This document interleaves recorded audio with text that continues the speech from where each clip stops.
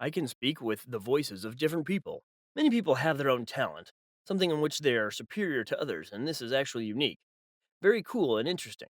I'm not talking about the ability to move your ears or talk with your mouth full or reach your tongue to your nose. I mean more extensive skills. When I was a kid, I was always admired the fact that my neighbor Walker was just a master at fixing cars. Since childhood, he had been tinkering with his father in the garage, helping him. At the age of 4, he already knew the names of all the tools, parts under the hood, and was a master at 6. Thanks to his talent, he and his father opened an auto repair shop and became famous for an unusual team, a father and a young son. Moreover, Walker worked quickly thanks to his height, weight, and small hands. He could easily get any part, so it took little time. They repaired quickly and efficiently, and even though their services were more expensive, people were attracted to them. In just 3 years, they managed to expand well and become rich. I also wanted to have some talent, for example, like him, or at least to be able to cook, dance, or sing skillfully. I tried, honestly. My studies weren't very good, so I decided to take a cooking class. I thought that working as a cook is creative, beautiful, and even more delicious. But already in the third lesson, where I almost burned down half of the kitchen, dishes, and teachers, I realized that maybe this is not the thing. I was given all the money back and asked not to come back. I was upset and then I signed up for vocals. The teacher had extensive experience in the conservatory. At first, she gave me hope that I could do something, but it was not there. While I was singing, straining my throat incorrectly, I lost my voice, then everything turned into a sore throat because I caught a virus to everything. My mother treated me for a long time and then she said not to go back there again. Since I did not lose hope, I decided to try dancing. I didn't know which ones to choose, so I just randomly chose the place with the least people and turned out to be ballet. Damn, everything was beautiful.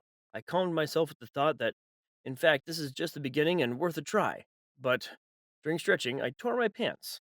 Besides, for a long time I could not walk because I still pulled my muscles. This was my third failure in 1 month. I came home upset and sat on my bed and sank into myself. My mother tried to reassure me, saying that all was not lost. I appreciate your drive and ambition, and I believe that you'll have a talent. It's just that it hasn't been revealed yet. But that's temporary, she said. I thanked her for her faith in me and then sat down to my lessons. Suddenly, I got a call from my friend Ashton, who was talking so fast that I could barely understand him. He said that our teacher was going to call and I needed to introduce myself as Ashton's father and say that he had not been to school for 2 days due to family circumstances. It was absurd. Here's my voice and here's his father's voice. He had such a rough timbre, a deep voice, that's impossible to repeat it to a teenager. But Ash said that it was a matter of his life because if his father found out about the absence, he would lock him in the room and take all the devices for 2 years. Ashton dropped the phone without even waiting for an answer, and my phone immediately rang. It was our teacher. I coughed a little and then I was just like, "Yes, I'm listening." At this point, I said the phrase in the exact voice of my friend's father. I couldn't believe that. It did it. It was so cool. This is the first time I've ever parodied someone. The teacher asked questions, and I so confidently said that so and so, the son is at home. She didn't even ask any more questions, but thanked him and hung up.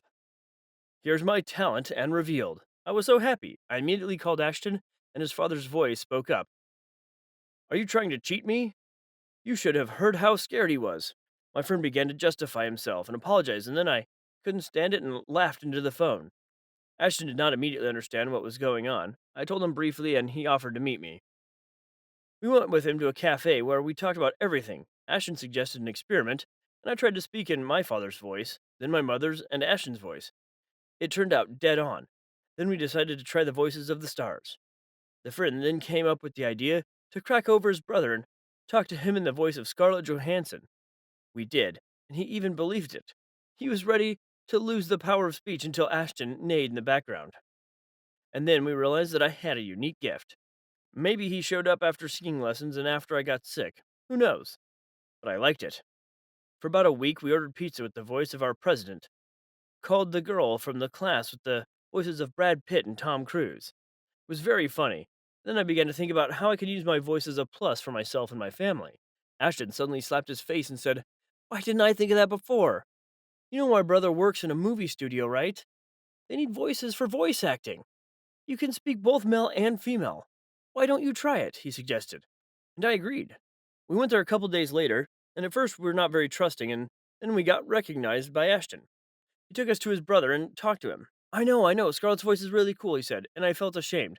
And then he took me to a special studio, and we started trying out parodies of his colleagues, and then I showed the ability to fake the voices of the stars. The grown up uncles were delighted. They immediately called my mother and offered a contract for a very large amount of money. Of course, we agreed. I worked after school and on weekends, and my mother helped me, drove me, brought me where I needed to go, and picked me up more often from school because now I was providing for my family. But the cool thing is that I like it myself.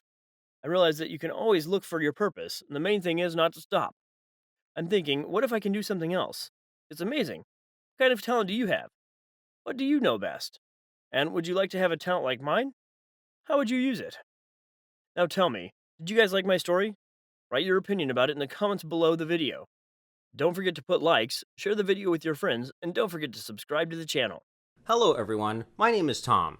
At first you will think that my story is more like going to the movies, but unfortunately, this is a harsh reality, and I would like to share it with you. Since I can't tell anyone else about it, especially those who once knew me, I started life with a clean slate and there were good reasons for that. Now I will tell you more.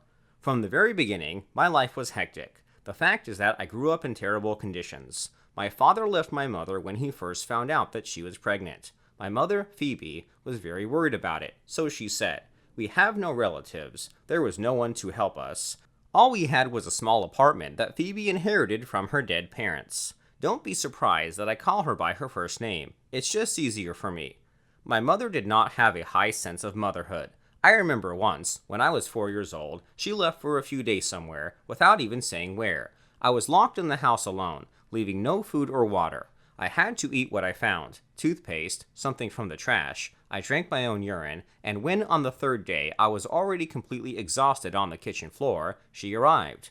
I think if my mother and I hadn't happened to have a neighbor drop by that day, she wouldn't have done anything and left me on the floor. But our neighbor, Mrs. Friendly, is an old grandmother, and she took me to the hospital. My mother was only worried about being sent to prison, but somehow it all worked out. About a couple of weeks I lived with a neighbor, so I have not eaten so well yet. She fed me so well, washed me, put me to bed. Although Mrs. Friendly was old, she was adept at handling children. She lived alone, maybe that's why she paid all her attention only to me. My mother was jealous. Imagine, even though she didn't take care of me, she was jealous of my grandmother, and when I got better, she took me home again. I remember the scandal. The neighbor did not want to give me away, scolded my mother for her behavior, but she did not want to hear criticism. She said that I was her son and she knew how to treat me, so she took me. My mother had taken another job, and now she was almost always gone. At this time, I ran to Mrs. Friend's to eat and sleep. We had a great time. I loved her probably more than my mother. Agree, whatever the mother was, the child still loves her, just a little less. Despite all the conditions, I grew up, and when it was time to go to school, my mother, of course, did not give me away. And then the whole nightmare started. Some men started coming to our house. They were unfamiliar to me. My mother usually made me sit in the hallway at this time. I could sit there for hours. And only then I began to run away to the neighbor. Phoebe didn't know we were still in touch, because I knew she was against it. I could spend half a day or half a night at Mrs. Friendly's without Phoebe noticing that I wasn't there. And then I would run to my seat when a man came out, and I would pretend to sit there all the time. The neighbor was shocked by what was happening, but could not do anything. And when I turned 14, I was determined to run away from home. I didn't know where to go, and I shared all my secrets with Mrs. Friendly. She begged me to stay with her, but I couldn't, because Phoebe would have found me. One day a neighbor talked to my mother, offered to take me away for upbringing, like she would take care of me, but my mother went berserk. I didn't understand why she needed me, because she was still indifferent to my existence. To which Mrs. Friendly replied that deep down in her heart, she probably hated herself for being such a mother, but she had buried herself too deep, and it was very difficult to get out. And I was only a small memory of a better life for her, for which there is no hope anymore. Then I definitely decided that it was time for me to leave. And then Mrs. Friendly came up with a clever idea. What if I changed my face? This would give me the opportunity to live with her, have a roof over my head, and most importantly, I would get what I wanted, care, and moreover, I would no longer have to hide from my mother. But how to do it? The operation was unthinkable because it was expensive and I needed my mother's permission. Besides, it's going to take a hell of a long time. Then we found a faster and more painless way: makeup. It was lucky that Mrs. Friendly had worked as a theater cleaner before, and she had good friends with makeup artists from there. In just an hour, they made a different person out of me. I changed my style of dress, put lenses in my eyes, tried to walk a different gait. I had my hair dyed a different color, but most importantly, with the help of cosmetics, I had a different face. I didn't recognize myself when I looked in the mirror, and I was very happy. Mrs. Friendly spread the news that her granddaughter was visiting her indefinitely while her daughter was abroad. Everyone believed her, because they knew that she really had a grown-up daughter. And I stupidly packed up and left, leaving a note for my mother not to look for me. I wrote that I left in search of a better life, without her. I was not sorry, especially since I had the opportunity to observe her life out of the corner of my eye.